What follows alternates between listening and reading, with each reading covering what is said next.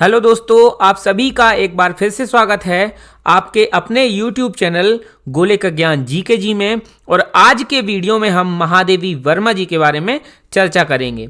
इनका हिंदी साहित्य के क्षेत्र में क्या क्या योगदान रहा है और इनकी प्रमुख रचनाएं एवं इनकी प्रमुख उपलब्धियां क्या क्या रही हैं, इन सभी बातों को हम कवर करते हुए चलेंगे। तो चलिए शुरू करते हैं। तो साथियों, कुछ ऐसी दिखती थी महादेवी वर्मा जी। ये रही उनकी तस्वीर और इनका जन्म 26 मार्च 1907 ईस्वी को फर्रुखाबाद उत्तर प्रदेश में हुआ था और इनकी मृत्यु 11 सितंबर 1987 ईस्वी को प्रयागराज उत्तर प्रदेश में हुई थी। और महादेवी वर्मा जी छायावादी युग की प्रसिद्ध कवयित्री थीं और ये छायावादी युग के 4 स्तंभों में से एक रही हैं। और इसके पहले के जो वीडियोस हैं हम उसमें छायावादी युग के 4 स्तंभों के बारे में चर्चा कर चुके हैं। यदि आपने अभी तक जयशंकर प्रसाद, सुमित्रा नंदन पंत और सूर्यकांत त्रिपाठी निराला जी के वीडियोस नहीं देखे हैं तो उन वीडियोस को जरूर देखिए। लिंक आपको डिस्क्रिप्शन में मिल जाएगी या फिर आप चैनल पर जाकर प्लेलिस्ट भी चेक कर सकते हैं, वहां पर भी आपको वो वीडियोस जरूर से मिल जाएंगे। फिलहाल हम एक बार फिर से चर्चा कर लेते हैं कि छायावादी युग के कौन कौन से लेखक 4 स्तंभों में से आते हैं। तो देखिए, जयशंकर प्रसाद, सुमित्रा नंदन पंत, सूर्यकांत त्रिपाठी निराला और महादेवी वर्मा। तो छायावादी युग के 4 स्तंभ हैं प्रसाद, पंत, निराला और वर्मा।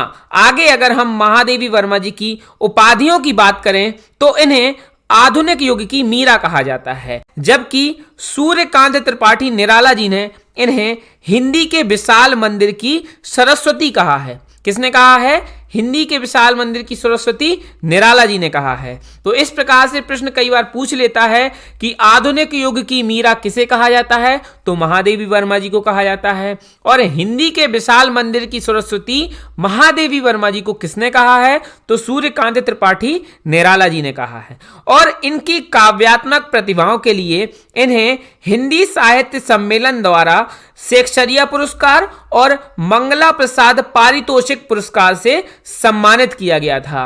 और आगे अगर हम बात करें तो इन्हें कविता संग्रहों के लिए, यानी इन्होंने जो कविता संग्रह लिखे थे उनके लिए इन्हें बहुत अधिक प्रसिद्धि हासिल हुई। तो आइए जानते हैं कि इनके कविता संग्रह कौन कौन थे।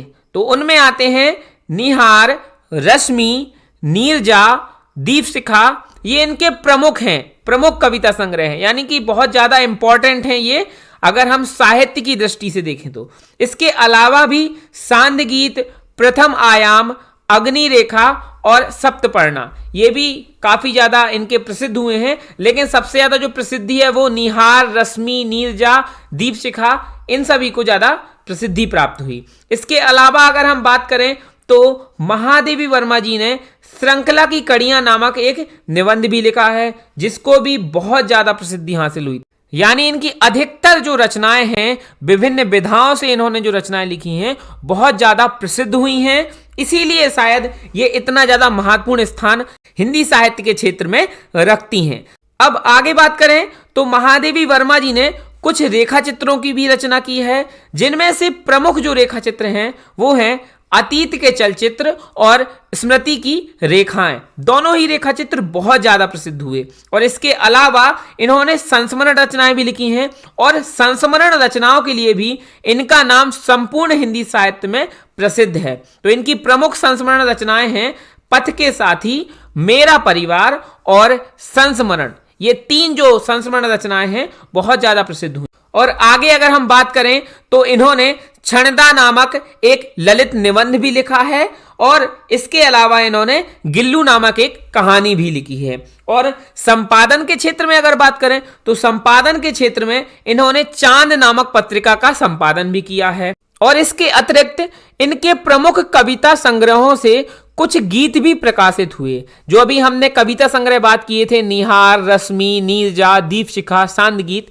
इन सभी कविता संग्रहों से कुछ गीत भी प्रकाशित हुए थे, जिससे इनको काफी उपलब्धि हासिल हुई। तो इनके गीत कुछ इस प्रकार हैं: यामा, परिक्रमा, गीत पर्व, दीप गीत, आत्मिका, स्मारिका, नीलांबरा और संधिनी। तो ये इनकी गीत रचनाएं थी। लेकिन इनमें से जो यामा है, यामा के लिए इनको सन 1982 ईस्वी में ज्ञानपीठ पुरस्कार प्रदान किया गया और इसी समय इनको भारत भारती सम्मान की भी प्राप्ति हुई। और अगर हम इनकी प्रमुख उपलब्धि यानी इनके जीवन काल की जो सबसे बड़ी उपलब्धियां रही हैं उनकी बात करें तो 1956 ईस्वी में भारत सरकार से इनको तीसरा सर्वोच्च सम्मान पद्म भूषण प्राप्त हुआ और 1987 में इनकी मृत्यु के बाद मरणोपरांत इनको 1988 ईस्वी में भारत सरकार से दूसरा सर्वोच्च सम्मान पद्म विभूषण प्राप्त हुआ। यानी कि पहले इनको 1956 में पद्म भूषण मिला भारत सरकार से। इसके बाद जब 1987 में इनकी मृत्यु हो गई और इनका हिंदी साहित्य के क्षेत्र में इतना ज्यादा योगदान रहा, इतनी अद्भुत रचनाएं, इतनी प्रसिद्ध इनकी रचनाएं रही हैं, तो इसलिए मरणोपरांत 1988 ईस्वी में, 1987 में तो इनकी मृत्यु हुई और 1988 ईस्वी में इनको पद्म विभूषण सम्मान प्राप्त हुआ। और इनकी इन सभी उपलब्धियों के कारण ही महादेवी वर्मा जी का नाम हमेशा हमेशा के लिए स्मरणीय हो गया। तो ये था महादेवी वर्मा जी से संबंधित वीडियो। ये वीडियो आपको कैसा लगा कमेंट करके जरूर बताइएगा और इस वीडियो को देखने के लिए आपका बहुत बहुत शुक्रिया। अगर आपको ये वीडियो पसंद आया हो तो वीडियो को जरूर से लाइक करें, अपने दोस्तों के साथ शेयर जरूर करें और अगर अभी तक आपने हमारे चैनल गोले का ज्ञान जीके जी को सब्सक्राइब ना किया हो तो तुरंत सब्सक्राइब करें। आगे मिलते हैं किसी अन्य वीडियो के साथ, तब तक के लिए जय हिंद, जय भारत।